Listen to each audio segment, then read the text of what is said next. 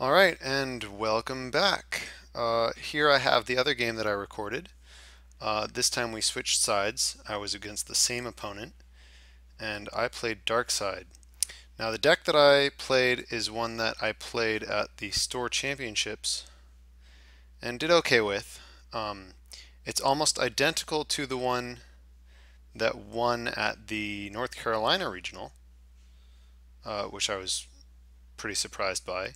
And so I considered running it at the regional that I just played at recently.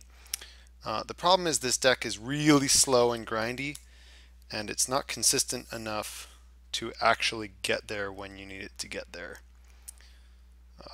So I ended up not running it just because I didn't have the energy to run it, to be honest. Um, in case you missed it, the objectives it runs are 2 copies of the Weak Ways, which is the whole point of the set, and then 2 copies of Palpatine, because Royal Guards make the Weak Ways a lot better. 2 copies of Slave Trade, 2 copies of the Jawas to get lots of captured cards to make the Weak Ways cheap, and just because they're good. The Interrogation fits in here because the Interrogation is, well, very good if you have lots of captured cards. And 1 copy of Zuckuss just because Zuckuss helps control the Force. And sometimes that's what you need. So here's our 4 objectives. It's a pretty obvious pick for me. I don't really like the slave. I would rather have Tatooine Crash over the slave trade all day. I'd like at least one of them. So if there was no Tatooine Crash, I would take the slave trade. I would make sure I had some slave trades. But here, like, I want the investigation because it's just a strong effect to start with, and and I'm going to keep the Tatooine Crash, so that means one of the slave trades goes. So the question is always, what do you name with the investigation, right? Uh, and basically, I've come down to I'm going to name whatever card is going to be worst for me, unless I specifically know what's in my opponent's deck. Um, Almost always, I'm going to say Yoda, but because I see the Rebel affiliation card, maybe I don't want to name Yoda. Um, in this case, I'm going to name Hidden Outpost because you can name any card. And if he's on Mono Rebels, that means he's almost definitely playing Red 2, which has a Hidden Outpost. And if he is also playing Home 1, which I think a lot of desperation decks are going to run or would run, then that's going to be more hidden outposts. I also like to name basic utility cards like that, right? Resources to help slow them down. An argument could actually be made for naming uh, Dagobah Training Grounds instead of Yoda. Usually I name Yoda against Jedi, but because Core Luke isn't super popular right now, I don't think that's the correct call. So anyway, I kept the hand that I got and I captured a card, and there's no resources, which really sucks, but I guess I'll just have to start off with a Jawa and Yusan Isard. Isard might get me some value here. Uh, the Utinis I really don't want to see this early, especially when I have him locked out of hidden outposts, but you know, I already mulliganed, and this hand was not much better. It wasn't much worse, but it wasn't much better than the hand that I started with. Unfortunately, there's no automation for the slave trade here, so we're just going to have to do it the hard way. If I apologize in advance because this is going to be kind of long, and you know, well, I don't know about long, but it takes a while, right? Because I do this a lot throughout the course of the game. And the trick is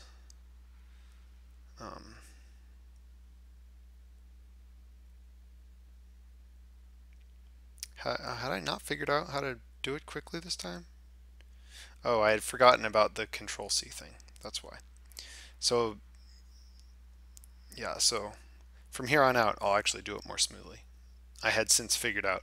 I forgot that I hadn't figured it out by this point, how to do it quickly. The trick is you go into your opponent's window, you take control of their deck, you drag the top card of their deck onto the table, hold down shift so it's face down, give them back their deck, target the face down card, Control C copies it, and then you're all set. Yeah, there's a lot of steps, but you know, you gotta do what you gotta do.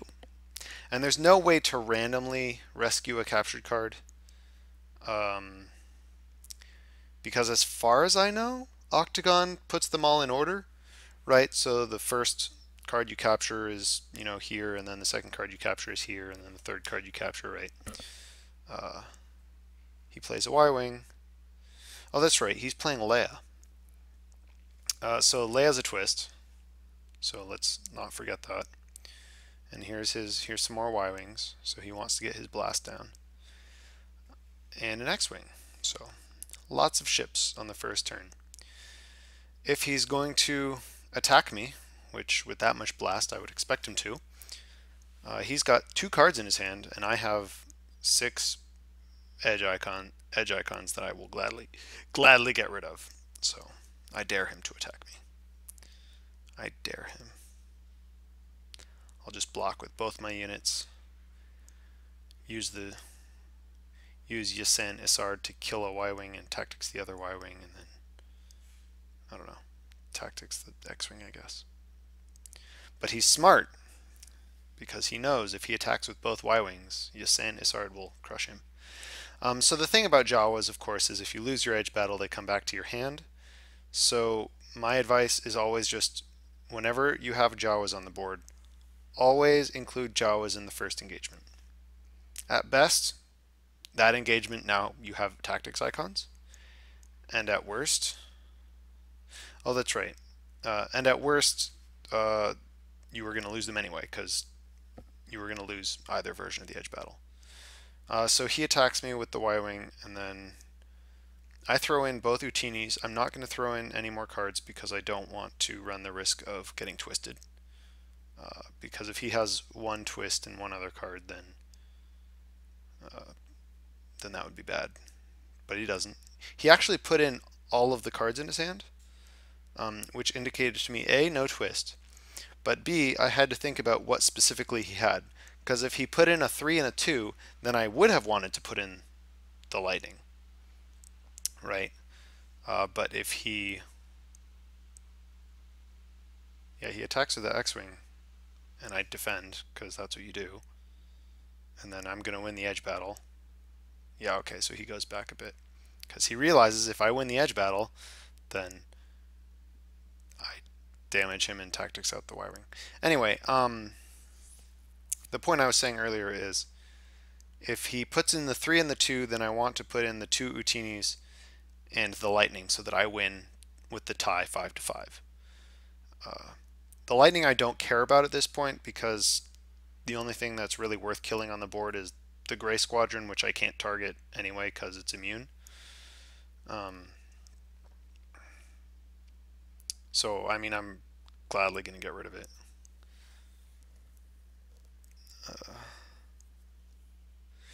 Yeah, the funny thing is, so he rescues his card by winning the 4 struggle, right? And I know what it is because it was captured. I got to look at it, and if it was something good, I have Get Me Solo in my hand, and he only has 1 card in his hand, and I know exactly what it is. The problem is it's so bad, it's not even worth recapturing with Get Me Solo. But I also don't really want the lightning here because, again, there's no targets for it, and I don't want it sitting in my hand. I believe the correct choice here is to get rid of the lightning, and I believe that's what I do, just because of edge concerns. But I don't want either one. Like, you could argue that I should get rid of the lightning and then play Get Me Solo to draw 6 cards, but then I'm down a resource, and that's not very good. Here we go. Look at that. Resources. So first I'm going to play the slaver holding cells because they're limited. And I'm going to play Jabba's Palace because it's not limited. That's the great thing about the Weequay pod, is Jabba's Palace. It's like, oh yeah, I'm a 2/1 resource, which is fine. I give all of your objectives +1 health, which is amazing. And it's unique, but the other one has 3 edge icons. So it's just, I don't know, it's so good. That pod is very underrated. The problem is, considering they have black tactics and 2 black unit damage, the 2 health on the Weequays is very troublesome, which is why I like to include it with some protectors, namely the Emperor's pod. So here I went in, I played all my stuff, right? I dropped in, I played the intelligence agent, not because it was super relevant, because I already knew it was in his hand, but just because I needed more dudes with tactics on them on the table. So there you go. He's a dude.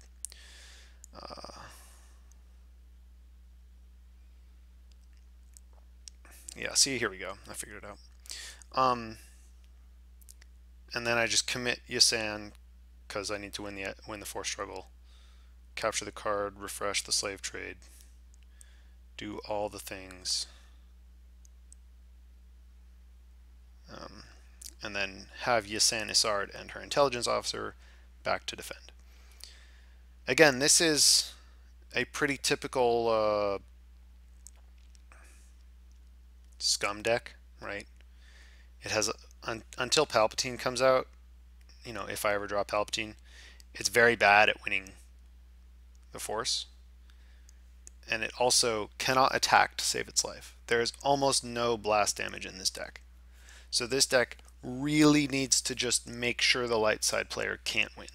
That is how this deck works. The whole point of this deck is to use Tatooine Crash, the slave trade, and various stuff in Yasan Isard's pod, plus Get Me Solo,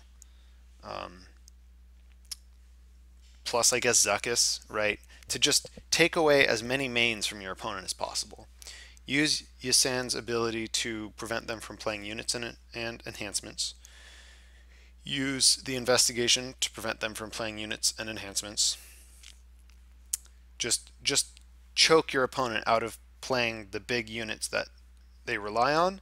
So if they can't land Yoda or Luke or Obi-Wan or Grey Squadron Y-Wing or whatever the heck else they have, if they can't land those units, they can't win the game. That's the idea. Obviously, it doesn't work out that great because, you know, once they have it in play, the deck struggles to get rid of it outside of just lots of tactics. And that's the other thing, is it uses the Weequay elites with their black tactics icon to just try to gum up the board as much as possible and prevent your opponent from ever actually destroying objectives. All the 6 health objectives and the Jabba's palaces also go a long way towards doing that. So what you end up with is a deck that's really good at shutting off your opponent, but really bad at ultimately like closing out the game. So if your opponent can ever break through your defenses, you're in big trouble. And also, it can't speed up the game by winning the Force until Palpatine shows up, and then they can kill Palpatine. It's kind of a mess. But it's surprisingly good at what it does. Unfortunately, what it does usually isn't good enough. So here I have to consider, he still has 2 more cards. This could be a twist. I'm going to have to hold back just in case it's a twist. It's not a twist, but I still win 3-3. It's easy to forget sometimes that the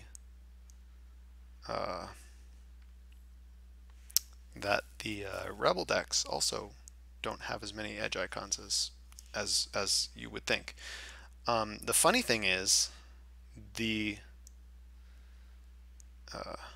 thought I had the twist there, which is why he put in all those bad cards. He was sure that I was on a twist, and I was just like, I have bad cards. Get rid of my bad cards.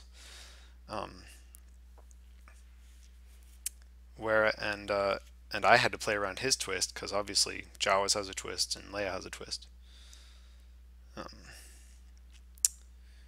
I would have liked to tactics down his Y-wing, right? But because of the shields give this deck some headaches, to be sure.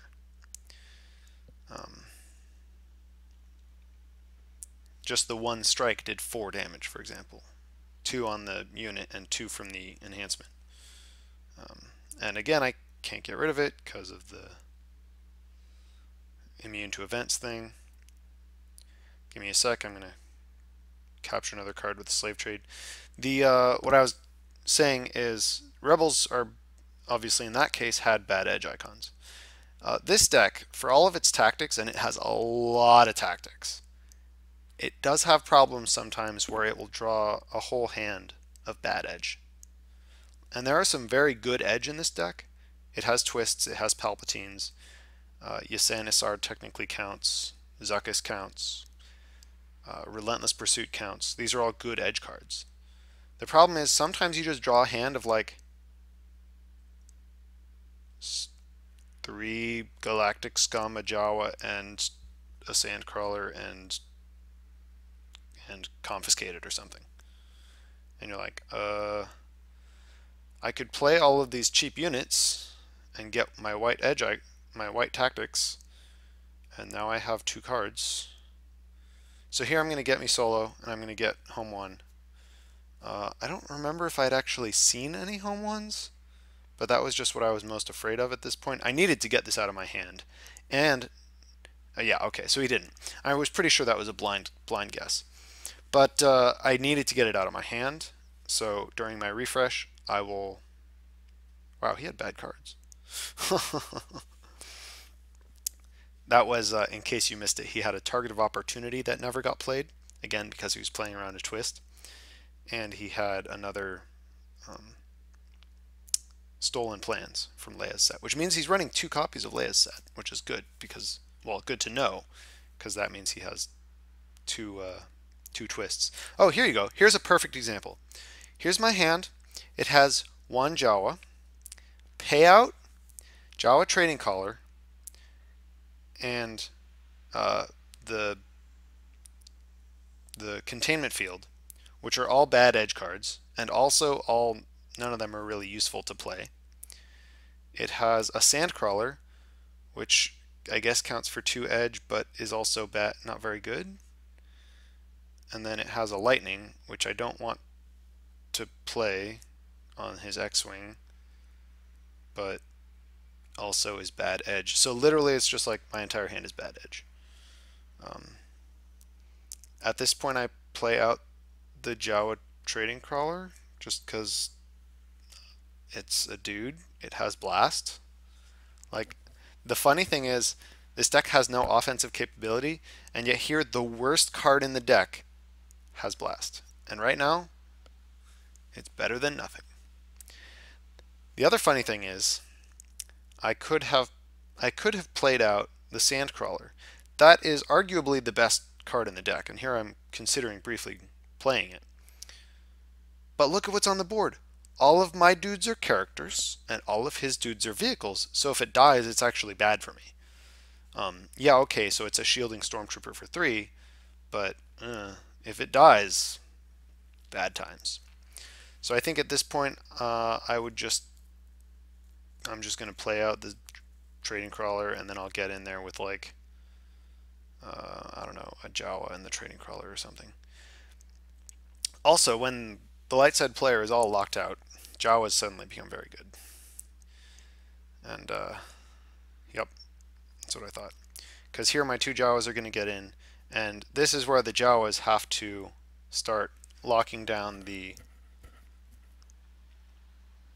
that guy, the Y-Wing, as much as possible. And it's frustrating because of the shield, right? But, you know, he represents 3 to 4 blast by himself every turn. Sorry, 3 or more blast every turn. So I can never let him strike. And because he's just going to shield that guy every turn with Leia's objective, I can't afford to... Why didn't I attack with the trading crawler? I don't know. I should have attacked with the trading crawler. I guess none of his objectives are good except for Leia's objective, and it's not worth sending him in with the Jawas. Like, he can always just be a last minute blocker if I need to force him to use edge cards or something. But I will have you know, I have played that thing and attacked with it specifically because it had blast. It's very inefficient and not very good and pretty bad, but I'll do it if I have to.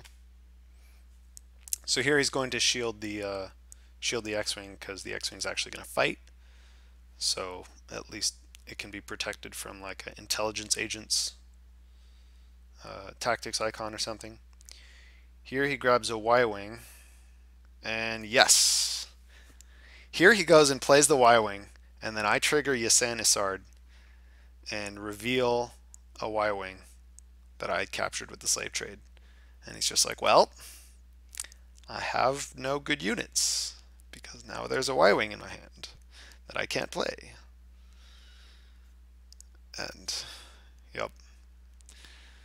Unfortunately, spoiler alert, that's the only time I get to use Yasan Isard's ability. It's like the worst feeling in the world when it's like, yes, I have the lock on, but then there's so few units that there are more than two copies of in a given deck. It's so rare that you have, 3 to 4 units, copies of a unit in a deck. The Y-Wing, for example, would need 2 red 2s and 2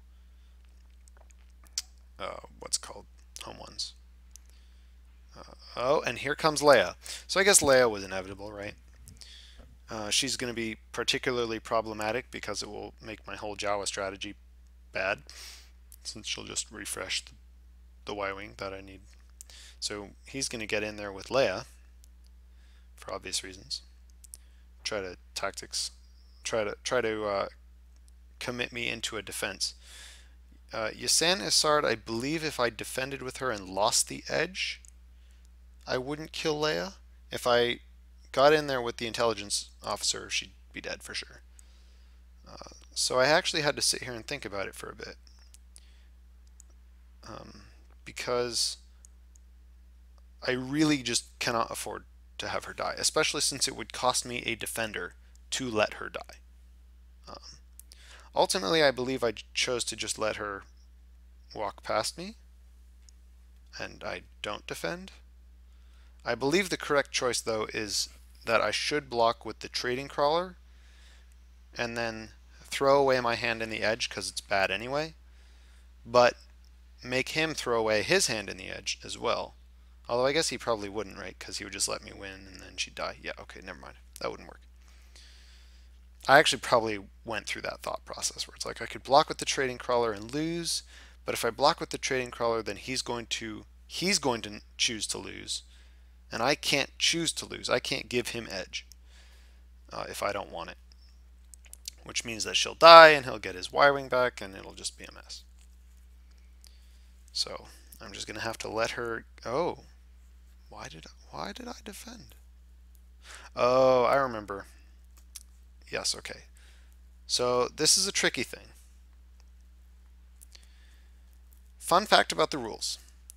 When you resolve your combat icons, you can choose the order in which they resolve. What this means is, if I can win this edge battle, I can strike with my guy, deal 1 damage to her. Yeah, see, he's thinking through this right now, and he's about to come to the same conclusion that I came to. I can strike, resolve the unit damage first, put the 1 damage on her. That will kill her. Her interrupt will immediately trigger, refresh all of her cards, and then I get to resolve my tactics icon. Put the tactics back on the Y-Wing, and the Y-Wing won't go first.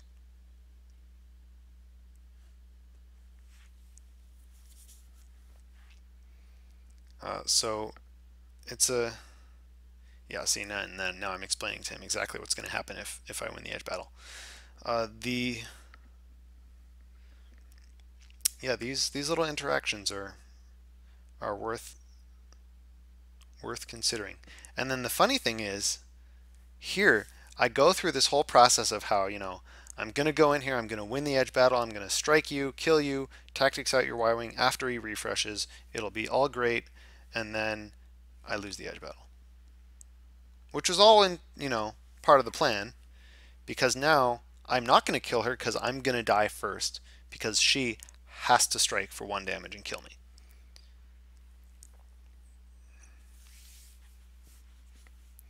Yeah, there's all these target opportunities. So, and then the Jawas return to my hand.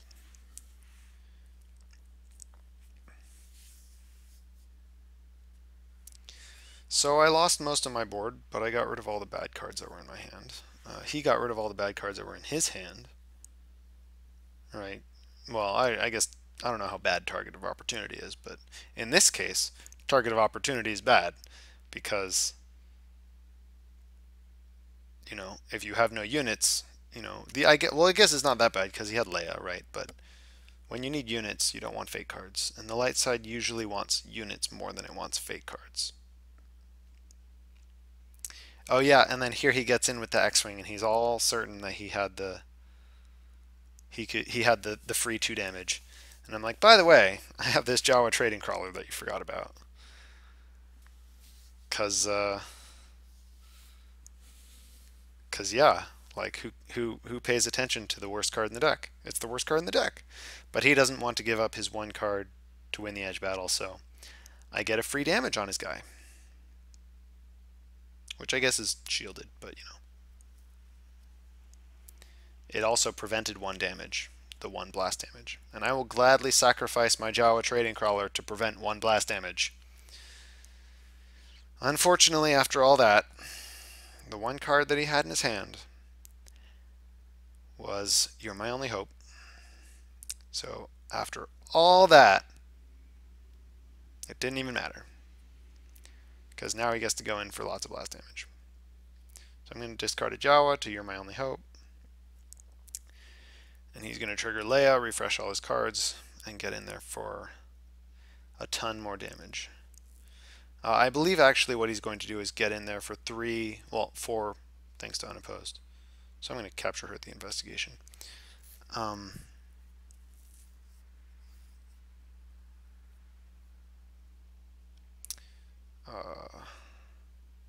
Yeah, this is weird. Octagon is weird. Get in there for 3 and win the force struggle with the X-wing. Now that Yasanis art his tactics out, because why not? It's free 4 damage. These are moments when this deck struggles. Because, like, what am I going to do here? Well, nothing. And now he has a lot of damage on all my objectives. And if he can... Oh, he is going to get in with both of them. Yeah, that's right, because that's 6 damage. Not quite enough, but dangerously close. And as well as I've been doing so far, the dial's still only at 4. Oh, nope, there's the target of opportunity. Yep, okay, so he's got it. That's going to kill the objective. Even with Jabba's Palace, which I was so sure was going to save my butt here.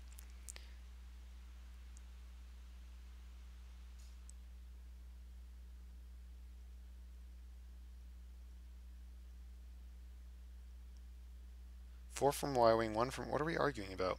4 from Y-Wing, 1 from X-Wing, 1 from target, 1 from unopposed. That's 7. Oh, sure. I was forcing him to automate it through the unopposed damage. And then he rescues a bunch of cards. With this deck, what I like to do, and this is a thing... So this is actually a rule that exists, and I don't agree with it, but it exists, which is that you're not allowed to... Oh yeah, and so here, because I'm going to win the force struggle, I'm just going to lightning his X-Wing. It gets the lightning out of my hand. I'm going to have both resources off of the slaves holding cells because I'm going to win the force struggle. So it's just, might as well. It's overcosted, but I had the resources lying around anyway. Anyway, back to what I was saying.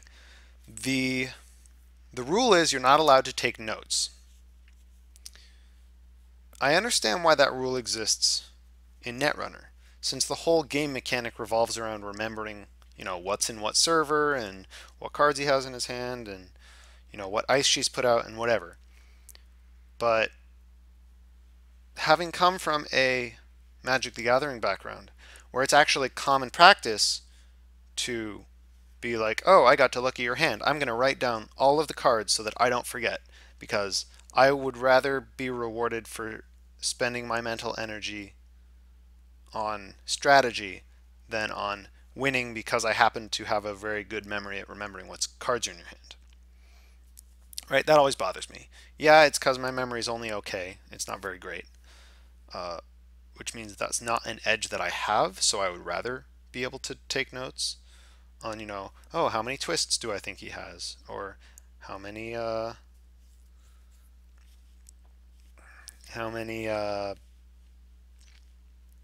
cards from his hand have I seen? What do I know what they are? How many edge icons did he have?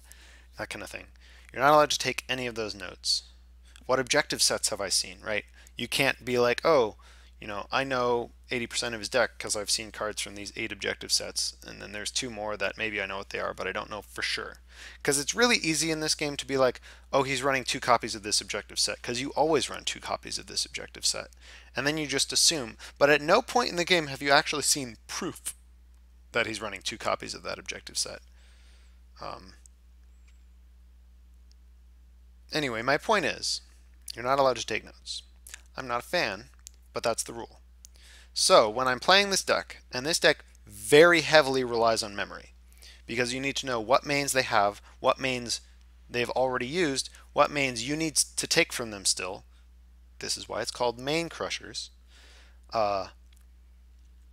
Also, you need to know what cards are in their hand, because there are several cards that let you look at their hand. You need to be able to name cards with the investigation. You need to be able to name cards with Get Me Solo. Like I said, there's a lot of stuff you need to remember in this deck. So every time I look, you need to remember what cards they rescued when they do something like what he just did with the slave trade, right? I make a point every time I'm using this deck. Whenever I look at their hand, whenever they rescue cards, whenever anything happens that I need to remember, I always say in the chat here, or verbally if I'm playing a normal game, you have this card, this card, this card, this card, and this card. So earlier I was like, he has red 2, Y-Wing, hidden outpost. I think I'm actually checking to see what I wrote down, if you're watching the video. Right, and that way I'll just say it, and then he'll play some cards, and then I'll, after my opponent plays some cards, I'll look at her and I'll be like, you still have in your hand this card, this card, and this card, and I'll just say it. And maybe it's to intimidate them, but mostly it's just to remind myself what they have, because if I don't keep going through it, every other phase, then what? Then I'm going to forget, and it'll be bad. So in case you weren't paying attention, because you were listening to my little rant about having to remember cards, I drew my hand, I put down a Jawa, I played a Slaver, I used the Slaver to draw some cards, and then I passed to the other guy with a handful of amazing edge. And then I attacked with the Jawa to lock down the Y-Wing. Then he put the shield on his Y-Wing and played a home one, and now he's attacking with home one, and I'm going to defend with Yasan Isard. I have 6 cards in my hand because of the Slaver. He has 5 cards in his hand. I have a twist and 3 edge icon cards. I will win. I better win this edge battle. So I'm going to put in the twist, put in the 2, pass. He'll pass. We'll reveal. We both have a twist. That's good. And now he's going to put in his 2 cards. I'm going to put in my 3 cards. I'm going to win the edge battle. I'm going to damage him and tactics him. It'll be great. Maybe I'll draw something good next turn. Like a Weequay Elite. I already have the Emperor's Royal Guard. I consider that kind of like a 2-card combo, because when my opponent doesn't have Yeah, I just totally crush him. Um, when my Actually, he had 5 in that edge battle. That was pretty reasonable. It's hard to assume your opponent has 9 edge icons. Um, when you have a Weequay Elite and a Royal Guard, then unless your opponent has tactics, you can pretty much safely put that Royal Guard in, or not the Royal Guard, the Weequay Elite in as a defender and not worry about the edge battle. For the same reason you can put a Knobby White Spider in by itself without worrying about the edge battle, because the icons and the health are actually exactly the same. They both have 2 black unit damage and 1 black tactics. They both have 5 health, 2 from the Weequay, 3 from the Royal Guard. So you can just sort of steamroll some people. Obviously it'll add up pretty fast. See, like I said, 2 Weequays. Did I screw up that resourcing? No, I think I just need to play 2 Weequays and 1 Royal Guard. Although, here I'm looking at Official Inquiry a little bit too much, because I like that card, but... Dude, Tyler. You need to put out your stupid Royal Guards. Anyway, obviously the big difference being the Knobby White Spider costs 1, plus 1 every time you want to activate it. The Royal Guard and Weequay Elite cost 4. The Knobby White Spider is 1 card that you can tutor up on your first turn with horrifying reliability. The Weequay Elite and Royal Guard is a 2-card combo, therefore it takes longer to get out. What? Oh, right, I'm going to draw cards. That seems good. Draw cards with Mr. Slaver. I didn't get anything good, so come on, just play the Royal Guard already. Oh, I'm probably thinking about what's left in his deck. Yeah, that's what it is. I had the Royal Guards, but I'm thinking he has Home 1 out. If I can tactics out, if I can stop Home 1. He has... if I can keep him off of enough blast damage, then it won't matter. That's my strategy. Because if I lose the edge battle, I lose the game. So I need to not lose the edge battle. And if I win the edge battle, I have enough tactics that it doesn't matter. So here I look, and it takes a while because none of them stand out as being particularly good. I think the thing that I have to capture here is, I mean, the obvious choices are, do I take the Twist of Fate or do I take the Proton Torpedoes? Normally, you would think I would want to take the Twist of Fate because it means that I'm going to be able to better win the edge battle. But the truth is, a Twist of Fate that it's better for him to have the twist and for me to know about it, then like that is almost the same as him not having the twist at all. Like if I take away his twist, it's like basically the same as him having the twist and me knowing about it because I can just play around it. On the flip side, you know, the blast icons are blast icons, and that's bad, so let's not do that. So I'll take his blast damage. Here and now, I'm going to go into conflict. I'm going to attack. It sucks because I want to lock down both of his units ideally, but I can't do that. If I want to lock down either one, it will require 2 tactics.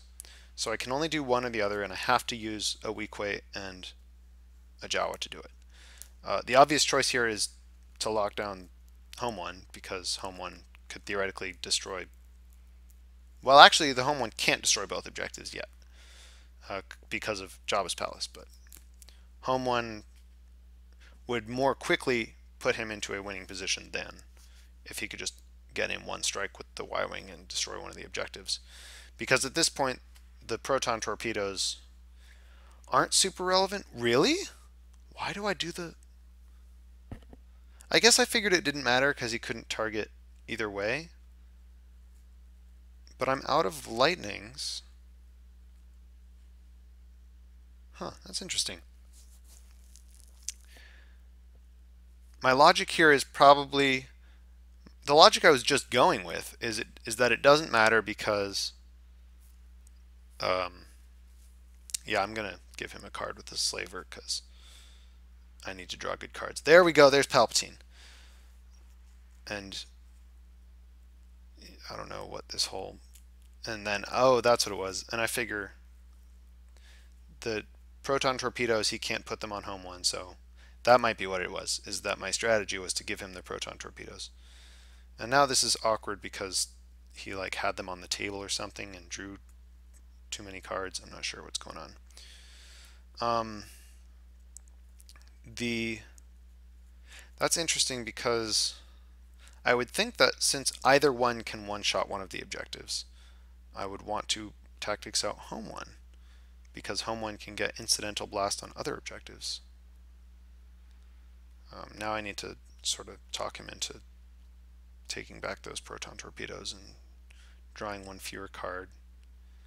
Sometimes Octagon is a little awkward, but it's excellent for playing out games online, which is excellent if you want to be a good player in this game, just because it's easier to play lots of games of Octagon than to rely on only playing games in person.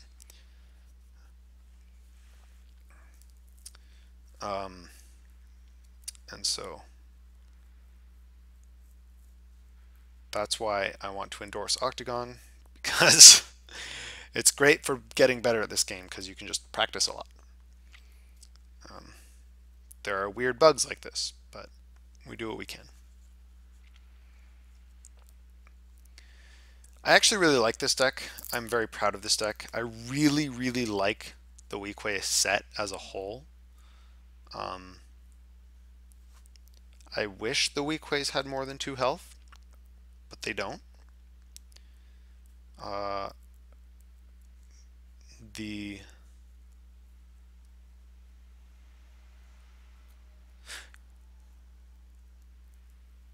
yeah, okay. The problem where you sometimes just straight up lose edge battles just because you drew drew a bunch of galactic scum all in one turn or something, that sucks. The slaver helps a lot.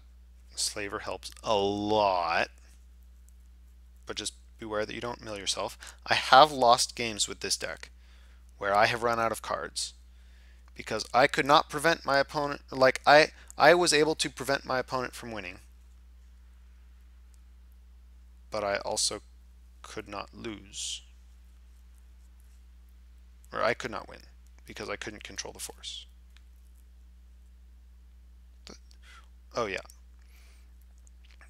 So here, remember how I said a twist that I know about is just as good as a twist that I don't know about? That's what's going on here. Or is just as good as a twist that he doesn't have. That's what's going on here. I'm just throwing in chud cards because I'm assuming he's starting with the twist because that's what you always do with the twist.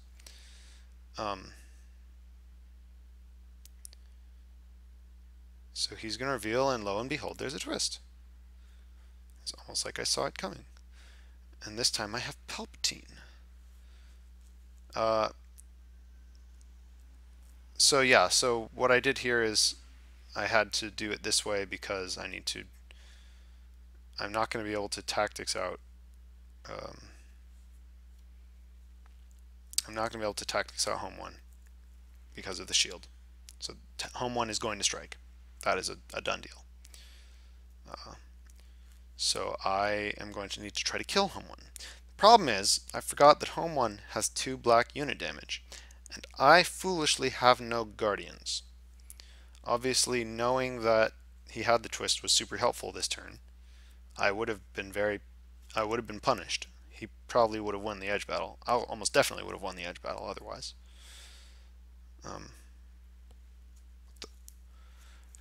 What am I doing?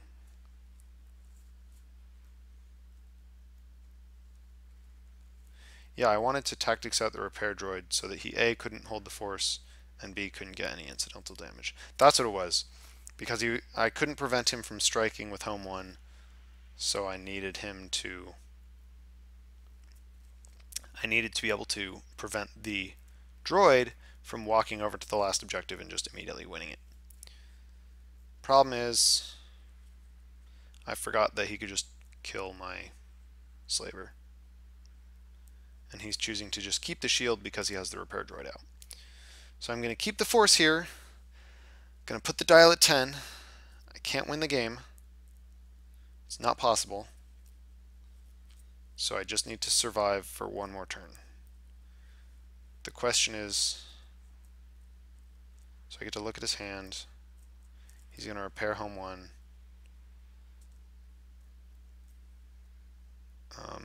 I get to capture 2 more cards from him.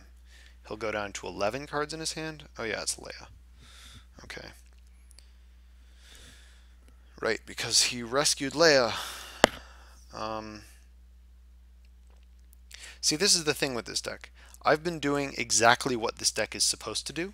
I was not able to prevent home 1 from hitting the table because I didn't have my capture from hand effects when he had it in his hand. I've already run out of lightnings, so I can't do that. I can't tactics home 1 out because of the shield and elite. I can lock out the Y-wing, no problem. But somehow I'm going to need to... Why did I discard the Royal Guard?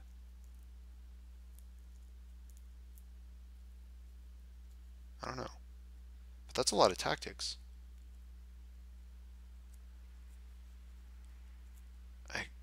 I remember losing, but that's a lot of tactics.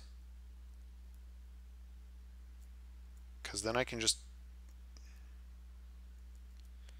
Yeah, I was... This is the first time I've seen Galactic Scum all game. And here I'm thinking about, do I put out Zuckuss, or do I... Let's see, I can't do Zuckuss and Forlom, so I do Zuckuss and... No, I think you have to put out Forlom, destroy the objective so he doesn't get shields, and then have the twist and the Zuckuss to try to win the edge battle somehow. I've captured his desperation, so he can't desperation me.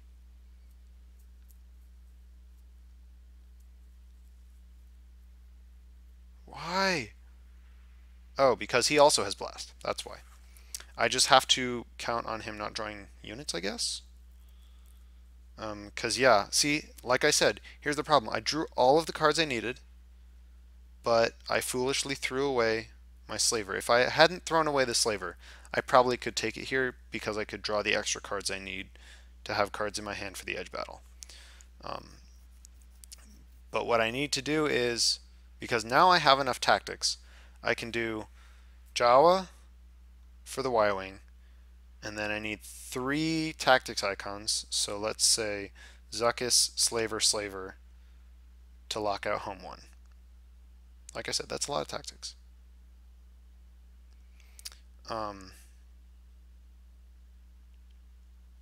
And then maybe I could even just throw in... Well, no, because the repair droid won't do anything to...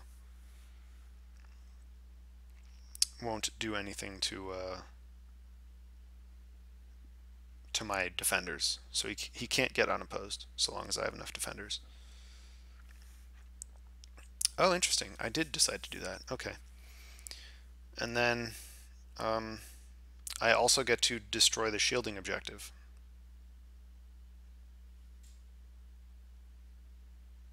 Wait, really? Did I forget that home 1 has elite? I think I forgot that home 1 has elite, and that cost me the game.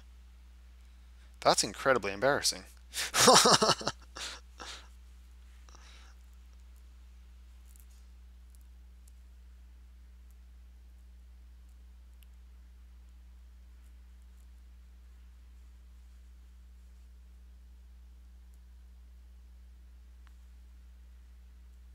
Yep. I forgot that. Okay, I think he lets me throw in a weak way here to lock out home 1. The big problem, though, is all he needs to do is draw, like, a dude. Yeah, okay, so he's going to let me throw in the weak way and tactics out home one. The problem is all he needs to do is draw like one dude with like one black blast damage, and I'm probably just dead, or even just any blast damage. Um,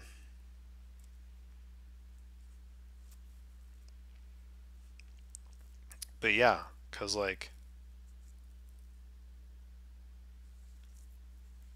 I have his entire board locked out, and that's exciting. I get to use Zuckus's ability, which is always exciting. Oh man, this is I've never used Zuckus's ability on Octagon before. This is a mess. It's showing me everything that's in play, like every single. I don't even know what is what. So I guess I'll just do it the old-fashioned way. Yeah, I'm just indicating that I'm using Zuckus's effect. He's got 11 cards in his deck, and so now I look, and I'm like, I could take away the Y-Wing, and I could take away red 2. I guess I have to take away red 2. But then the Y-Wing can just get in there for one black blast and win the game. It's very awkward.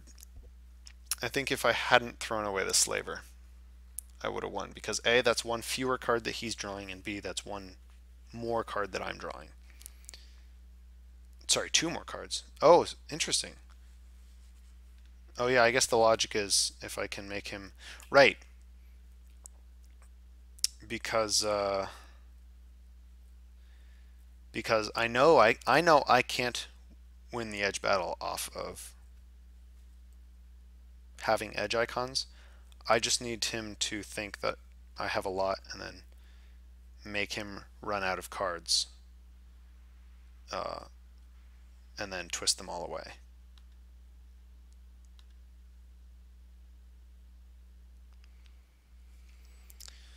So he refreshes, and here it goes.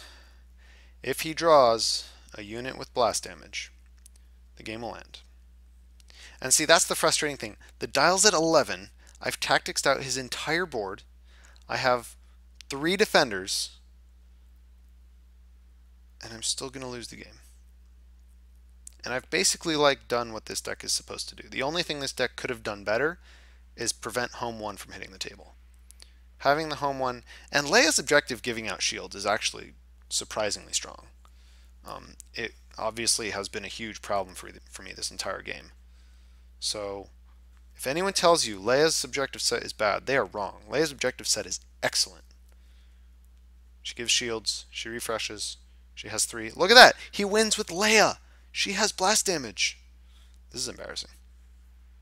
And I knew he had the Leia too. But yeah, because like even then if I kill Leia, then he's just gonna strike with home 1. Or refresh home 1 and then strike another objective with home 1.